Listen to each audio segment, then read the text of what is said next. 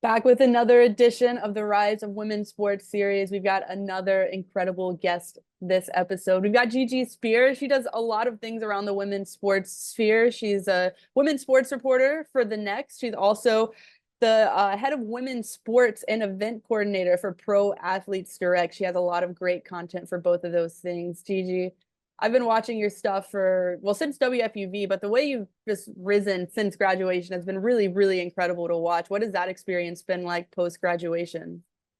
Oh, it's been a roller coaster. Thank you so much for saying that. Thank you for having me too.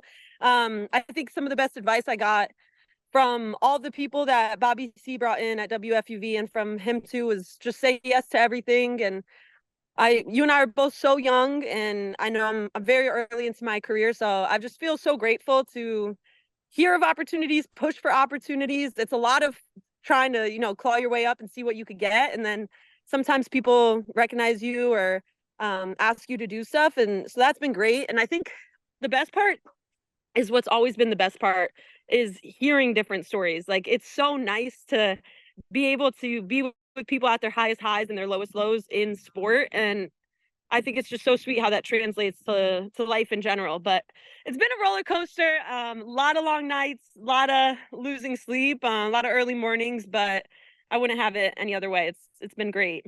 Absolutely. And you started reporting for the New York Liberty in 2021, I believe.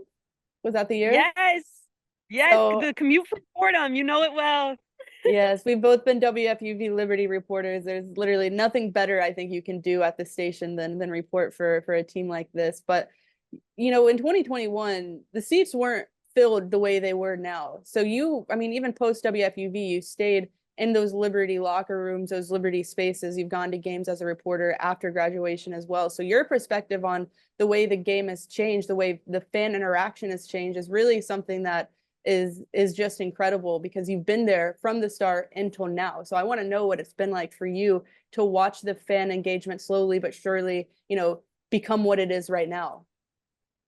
So honestly, so I was supposed to start going to Liberty games in 2020, and I was so excited. We're gearing up. I'm doing the morning updates with Robin and WFUV, and around February or March of that year, she's starting to talk about this COVID virus and with softball. I was playing softball at the time. I'm like, wow, it's looking like we might not play our full season. I guess that means I won't get to do what would be my dream job, which is to finally cover women's sports. Because at the radio station, it's a great thing how many opportunities we get. I always love to do the women's sports, the women's tennis team on campus, the even the women's volleyball team I would write about. So 2020, I was supposed to go. So when I started going in 2021, it was such a delayed gratification thing where I was like, I'm so ready for this and I've been waiting for this. And honestly, from the jump, I was impressed by the energy at Barclays. It was like there was so much passion. And I would say from 2021 to now, summer 2024, I just went to the Minnesota Lynx New York Liberty game, basically a Commissioner's Cup rematch at Barclays Center. The Liberty ended up winning. Man, the passion is still there, but it's just so much more amplified. And I would say the biggest concrete example I could give to the people listening is when I get off, I still take the subway, man. I'm getting off the 4 train, whatever train it is. I'm walking up the steps and I'm there, 2.5 hours before tip off.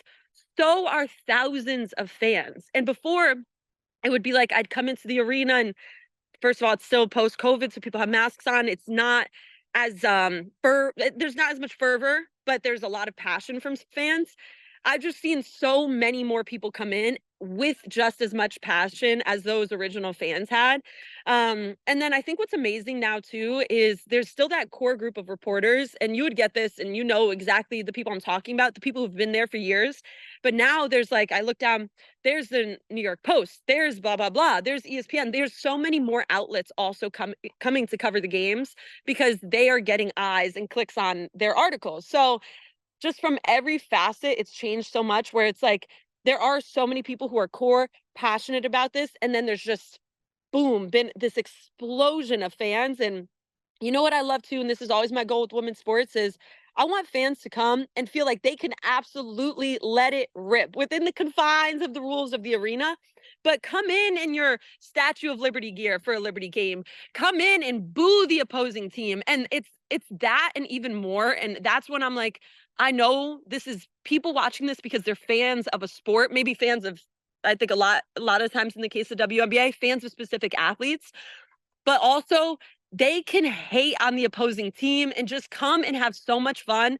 And it's all ages. That's what amazes me. It's young girls, it's parents bringing their kids, it's older couples, it's couples in their 20s coming and getting engaged at Barclays Center.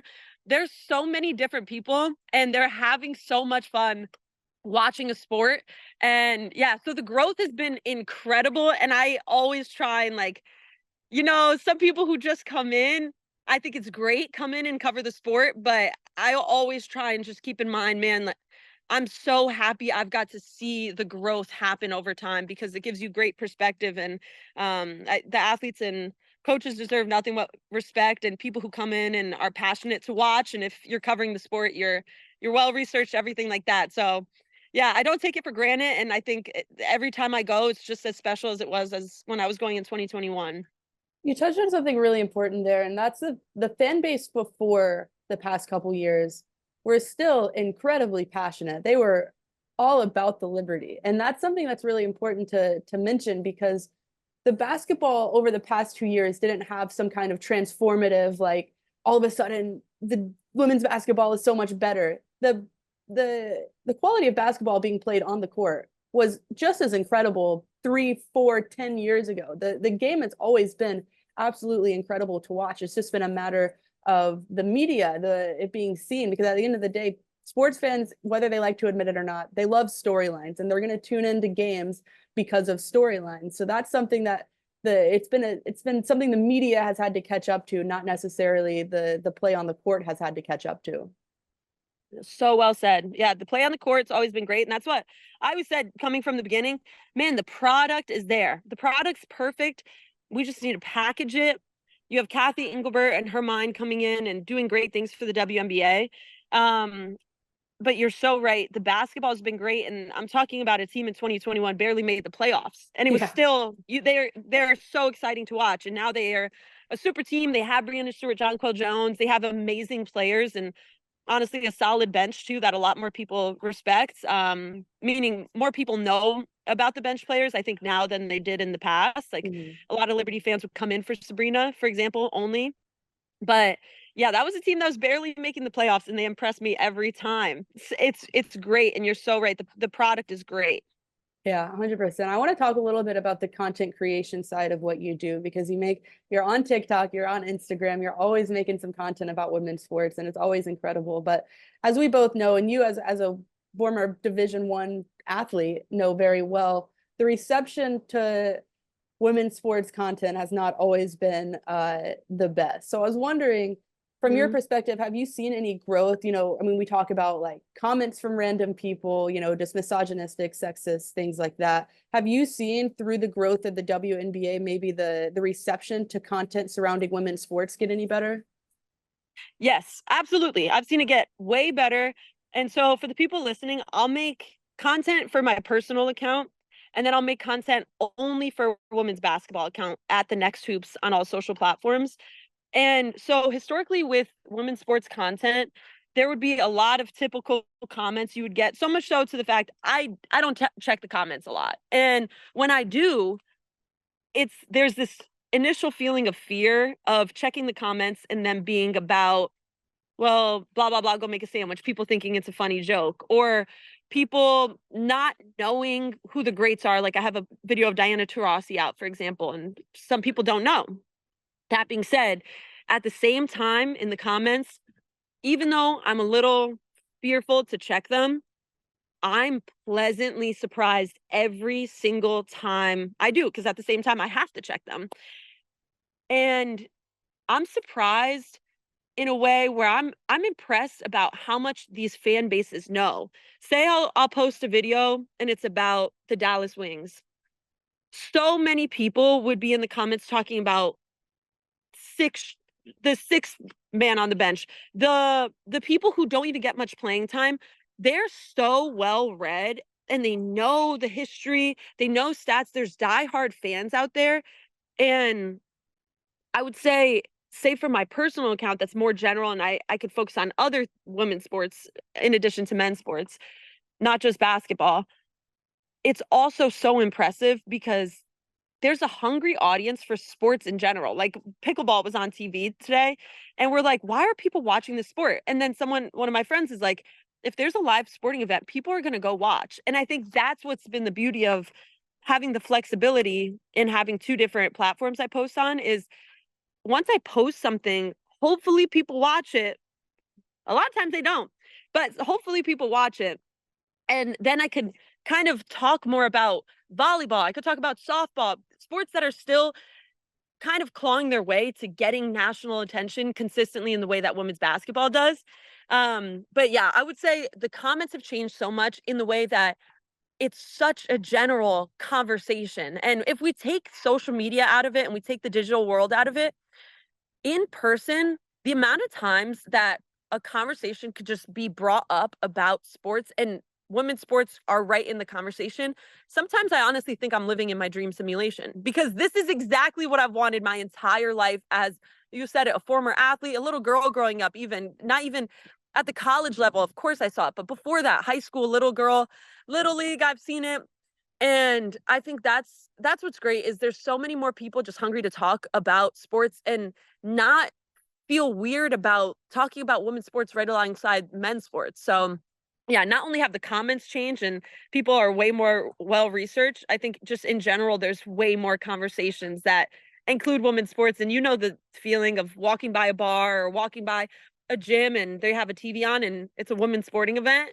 Why is that still new? It shouldn't be. Give us a couple years, but it still excites me every time because I'm like, oh, thank God, that's what I want to have on. I don't care about X, Y, Z. I want to watch the women's sports. So yeah, I have definitely noticed a growth. I think we still have a long way to go for sure. And I think it's just going to be about keeping on normalizing the conversation and talking about the X's and O's of the game as much as possible rather than talking about how big is this moment for women's sports or yada, yada, yada.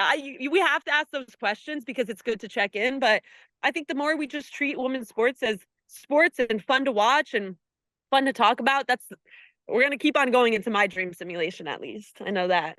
Yeah, I during the NCAA women's this past year, I remember saying to one of my friends, like, it's so cool to be able to have a casual conversation about women's sports with someone like you don't assume that they don't know because for so long you just assume that they don't know about the WNBA. So you don't have that conversation. But now it's almost like if you don't know Caitlin Clark, if you don't know Angel Reese, it's kind of flipped where it's like, are you watching sports? And that's so cool to have women's sports in that same conversation as like the NBA or the NCAA men's. The women's tournament skyrocketed compared to the men's tournament. So that's been a really, really cool aspect. And I know that's something that you're very happy about as well.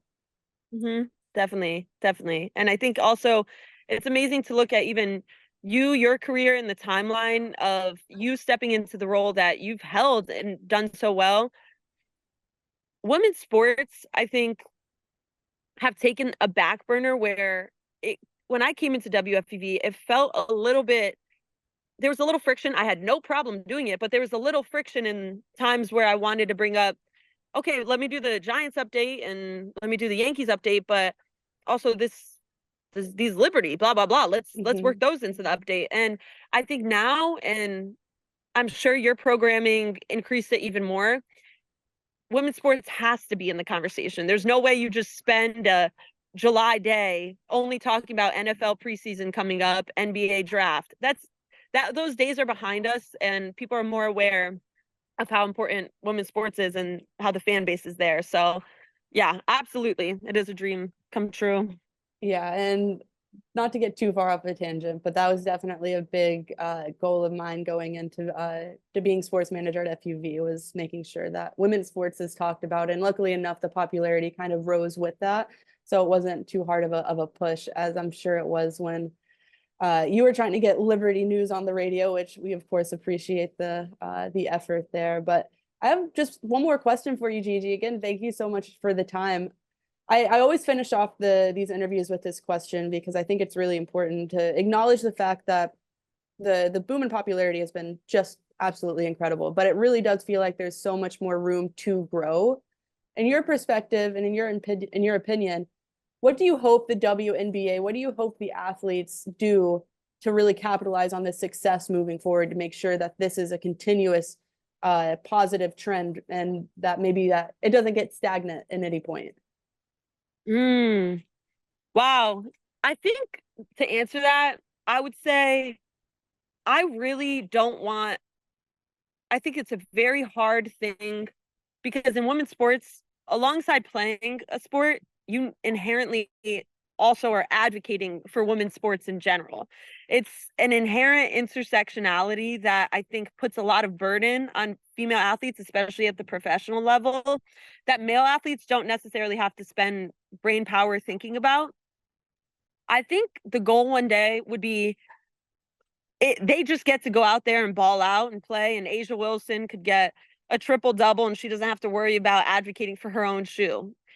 I will say though, I think that the more and more agencies and people who represent female athletes continue to secure the bag for their female athletes and advocate for them and their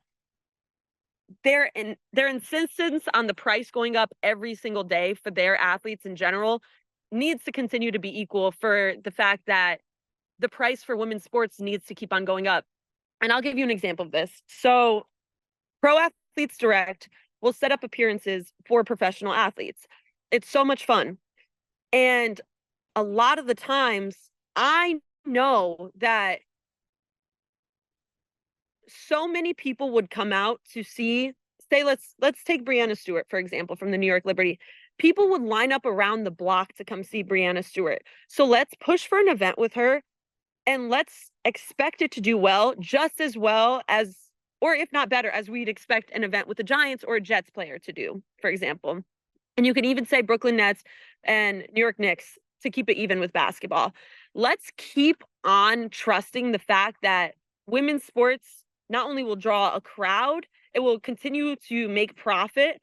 And also, let's keep showing that female athletes are making money, that there's a future in this, and there's a reason for girls to keep on going just beyond the passion that they have for the game and what it does for them. At 13 years old, there's a drop off where girls stop playing sports. What if everybody knew that there was a future that's somewhat lucrative for them? Let's keep on making sure that women are securing money for the talents that they have. And there's still so much room to grow, even in that sphere alone. But we've seen it over the past couple of years. Money really pushes the needle. And if ESPN knows that they could get 1.9 million viewers on a single game for a women's basketball game, they're going to keep on investing that. And so are sponsors, and so are brand deals. They're going to continue to happen for individual athletes alone. So I think that the economy of women's sports needs to continue to be talked about, and in the way that showing how successful it is. And Caroline Fitzgerald, for example, from Goals, does the business case for women's sports, and she provides examples every single day of why women's sports is a great investment. So I think that might be a very adult answer, but but women's sports is a great investment, and let's keep on proving not only to fans, let's keep on proving that to people who have the dollars and make decisions, and let's keep proving that to girls and women. Keep on going and trust your talent and know that you could profit off it one day. And also just, keep your eyes open, because Caitlin Clark is great and there's many more Caitlin Clarks to come. That the first one's never the last one. So yeah, I would keep on pushing for that. And I really trust that it's going to continue to rise. Media coverage has risen over the past couple of years. It's not just a small fraction. It's a small fraction. It's not really, really teeny. It's just a little tiny now. Mm-hmm. So I think that let's just keep trusting that and having those conversations, because money doesn't lie too. 100%. And one thing I forgot to mention at the top of the show is just to really paint the full picture of everything Gigi does. She's about to start law school. So just want to throw that in there.